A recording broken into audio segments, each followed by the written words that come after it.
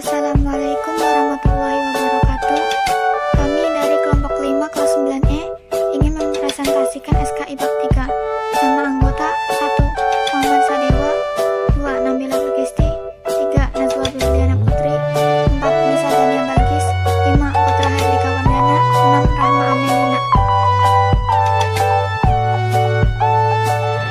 1. Pondok Pesantren Pendidikan Keislaman dan Keaslian Indonesia. Pondok pesantren termasuk lembaga pendidikan yang sudah sangat lama ada di Indonesia, sehingga begitu mengakar dan budaya bangsa serta mampu mempertahankan eksistensinya dan berbagai ujian.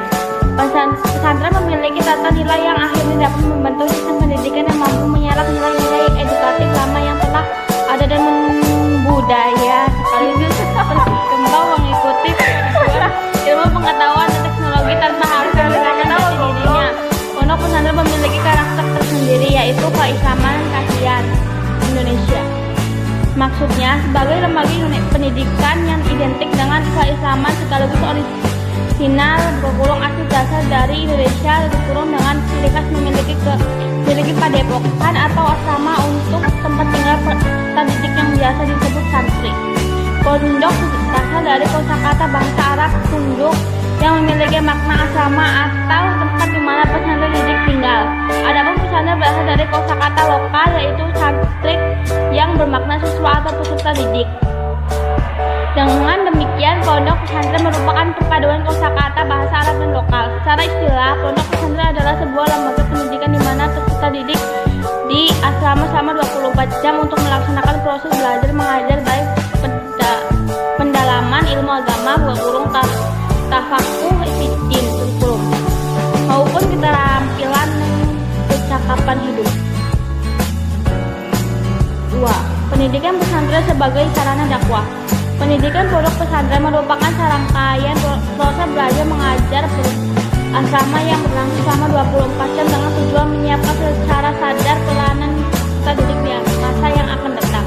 Hal tersebut dilakukan melalui kegiatan bimbingan, pengajaran, dan latihan baik secara konvensional maupun sudah mengalami sentuhan metode modern.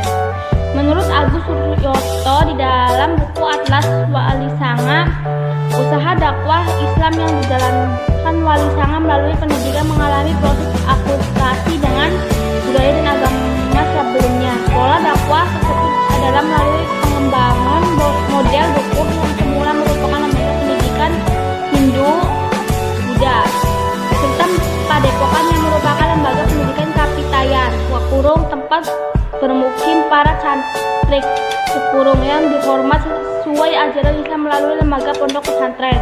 Sebuah pondok pesantren mempunyai komponen pokok yang menjadi ciri khas tersendiri. Pertama, kiai buka kurung sebagai komponen sentral dalam suatu pesantren.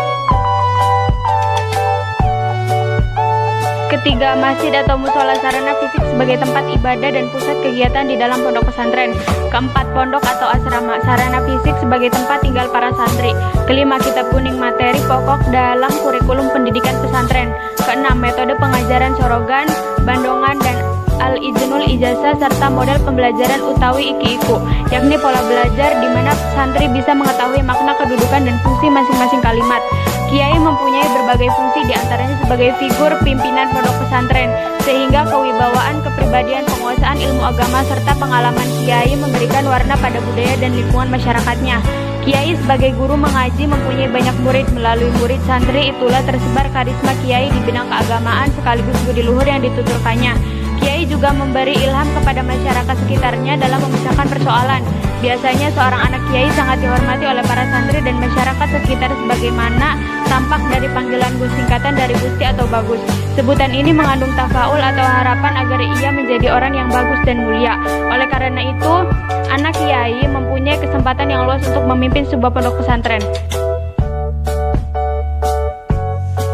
Dalam bahasa-bahasa simbol pesantren, status kiai bisa diperoleh atau terjadi karena karomah, suatu kemuliaan dari Allah, dan barokah, suatu kebaikan rohani yang dapat dilimpahkan kepada orang lain, terutama anaknya dan santrinya. Status kiai dapat pula diperoleh melalui nasab atau garis keturunan. Istilah santri pada dasarnya muncul bersamaan dengan berdirinya pesantren di Indonesia. Santri yang dikenal sebagai penghuni pesantren bila dikaji tentu tidak akan lepas dari figur seorang kiai yang membentuk kepribadian dan serta sebagai lingkungan kehidupannya selama menjadi santri. 3. Pesantren sebagai pencetak para dai. Pesantren selain sebagai sarana dakwah juga memiliki peran lain, yaitu pencetak para pendakwah atau dai. Sebagian besar dai di Indonesia adalah lulusan pesantren. Para dai lulusan pesantren turut serta menyebarkan ajaran-ajaran Islam dengan berbagai cara. Sebagian dari mereka menyebarkan ajaran Islam melalui media sosial, berceramah dari panggung ke panggung, dan lain sebagainya. Cara lain yang dilakukan oleh para dai untuk menyebarkan ajaran Islam adalah mendirikan pesantren, sehingga banyak pesantren yang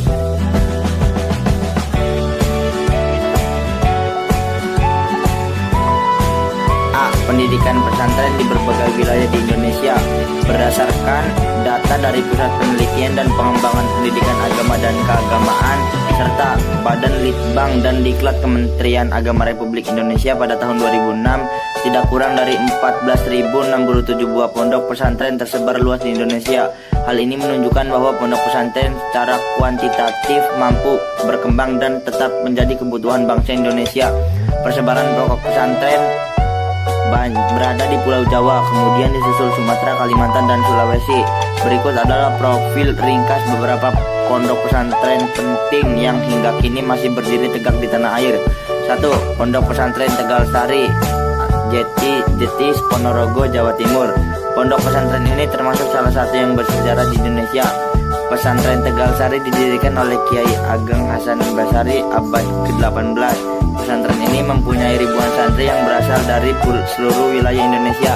Di antara sekian banyak santrinya yang terkenal adalah Pakubuwono II yang merupakan penguasa kerajaan Kartasura, Raden Ngabehi Ronggowarsito, seorang pujang Jawa yang masyhur.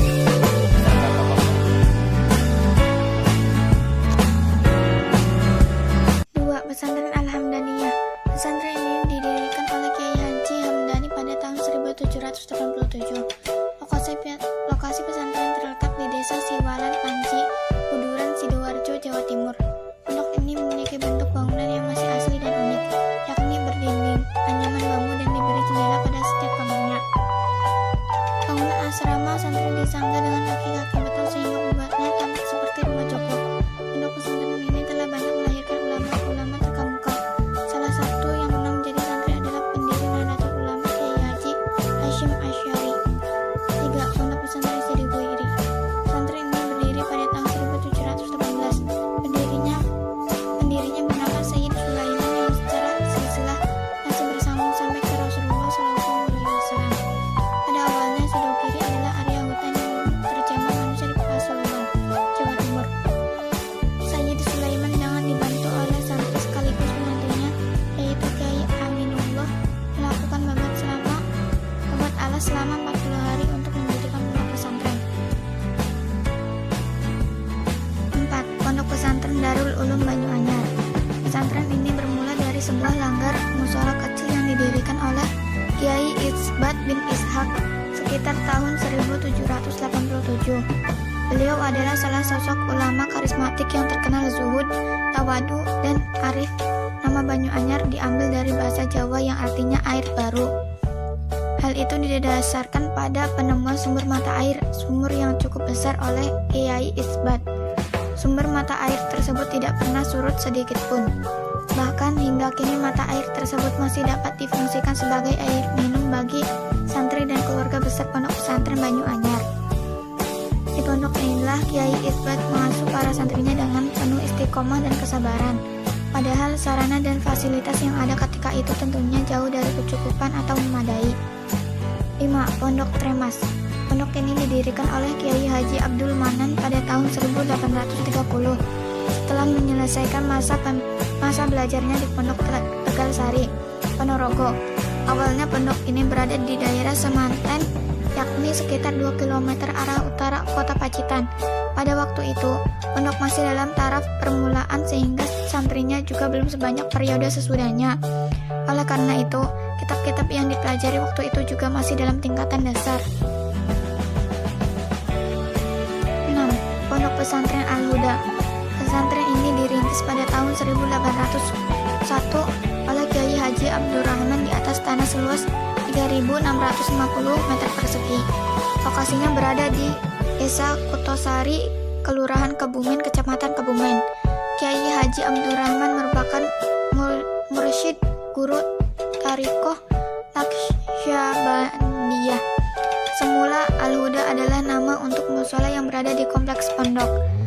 Tatkala meletus agresi militer Belanda, satu kiai dan para santri serta para pejuang muslim Kebumen berjuang melawan tentara Belanda.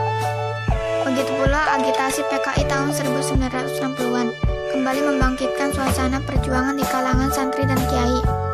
Saat itu, Pondok Pesantren Al-Huda menjadi ajang pelatihan bagi anggota Banser Barisan Ansor Serbaguna. 7. Pondok Pesantren Buntan. Pesantren ini didirikan oleh Mbah atau Kiai Muqayyim. Beliau merupakan putra Kiai Abdul Hadi yang merupakan keturunan bangsawan dari Kesultanan Cirebon. Karena kepintaran dalam menulis buku tentang tauhid, fikih, dan tasawuf, Kiai Muqayyim diangkat menjadi mufti oleh Keraton Kanoman Cirebon. Akan tetapi, karena ada perbedaan sikap antara dirinya dengan pihak keraton, yakni saat keraton mulai terlihat tunduk terhadap Belanda, akhirnya Kiai Muqayyim mengundurkan diri meninggalkan Keraton Kanoman. Beliau kemudian mendirikan pesantren Buntet yang terletak sekitar 12 km dari Keraton Kanoman, Kota Cirebon pada tahun 1750. 8. Pondok Pesantren Subul Salam Sayur Mencat. Lokasi pesantren ini berada di Desa Sayur Mencat, Kecamatan Katanopan, Kabupaten Mandailing Natal, Sumatera Utara. Usia pesantren telah mencapai hampir 1 abad. Pesantren ini juga berjasa dalam mengusir penjajah Belanda dari bumi Sumatera. Pada masa kemerdekaan, pesantren ini dijadikan basis perlawanan rakyat, yakni dijadikan markas Tentara Keamanan Rakyat atau TKR. Beberapa saat setelah proklamasi kemerdekaan Republik Indonesia, pesantren kembali dijadikan sebagai markas TKR. Pada tahun 1949, pesantren ini kembali dipilih sebagai lembaga pendidikan atau sekolah oleh Haji Fahrudin Arjun Lubis. 9. Pondok Pesantren Darussalam Martapura. Pondok pesantren ini berlokasi di kawasan Pasayangan, Martapura, Banjar, Kalimantan Selatan. Pesantren ini didirikan pada tahun 1914 oleh Kiai Haji Jamaluddin. Pondok pesantren ini merupakan yang tertua di Kalimantan dan telah melahirkan banyak ulama terkemuka. Bahkan, hampir seluruh silsilah murid guru di Kalimantan Selatan bermuara di pesantren ini. Pesantren Darussalam memiliki peran penting bagi sejarah perkembangan Islam di Kalimantan Selatan. Pesantren ini dijadikan acuan bagi perkembangan pesantren-pesantren lainnya yang kemudian berdiri di provinsi tersebut. Keputusan Kiai Haji Jamaluddin untuk mendirikan pesantren dilandasi semangat dalam rangka pengembangan agama Islam di wilayah Kalimantan Selatan.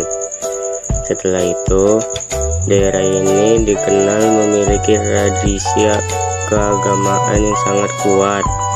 Bahkan, sejumlah ulama Indonesia terkemuka berasal dari Kalimantan Selatan. Setelah Kiai Haji Jamaluddin meninggal dunia, pimpinan pesantren diganti oleh Kiai Haji Hasan Ahmad. 10. Pondok Pesantren As-Adiyah Sulawesi Selatan. Pondok Pesantren As-Adiyah adalah sebuah lembaga pendidikan Islam swasta yang bergerak di bidang pendidikan dan dakwah Islam. Mulai dirintis pada tahun 1928 Masehi. Lembaga ini menjadi pesantren tertua di Sulawesi Selatan. Pada mulanya, lembaga ini bernama Madrasatul Arabitatul Islamiyah, disingkat MAI, yang dirintis oleh Syekh Muhammad As'ad, yang dikenal pula dengan panggilan Andre Guruta Pengaji Sade atau Guruta Aji Sade. Penamaan As-Adiyah juga diambil dari pendiri Kiai Haji As'ad yang merupakan seorang berdarah Bugis Wajo. Dalam berkembangnya pondok ini, telah banyak menciptakan generasi para ulama hingga Wajo kemudian digelar sebagai kota santri. Keberadaan pondok pesantren Asadiyah sebagai mesin pencetak para mubaligh maupun ulama sudahlah sangat dikenal masyarakat setelah melahirkan ulama. Juga banyak alumninya yang kini telah menjadi ilmuwan.